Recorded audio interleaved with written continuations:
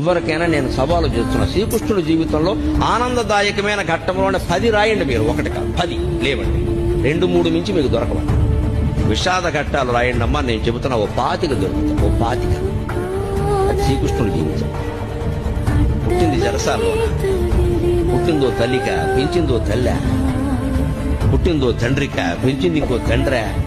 అందులో పెంచిన తండ్రికేమో వీడు తన బిడ్డ కాదని తెలుసా, ఆ తల్లికేమో తెలియదా? ఏమి జీవితాన్ని అవునడానికి లేదు, కాదనడానికి లేదు. నిజం ఒకటికి తెలుసు, నిజం ఇంకోళ్ళకి తెలియదు. కానీ పెరిగాడు మహానుభావుడు. పుట్టగానే చంపేస్తారనే మేనమామ. మనం ఎంత అదృష్టవంతులు ఉండే అటువంటి మేనమామలు మనకి లేదు. పుట్టని చంపేస్తారనే మేనమామ కత్తెట్టు కూర్చున్నాడు ఆ జైలు దగ్గర. అదే ఆ శ్రీకృష్ణుడి జీవితం.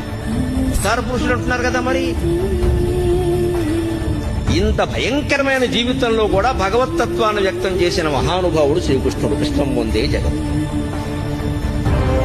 పరిత్రాణాయ సాధూనాం వినాశాయ చ దుష్కృతాం ధర్మ సంస్థాపనార్థాయ సంభవామి యుగే యుగే.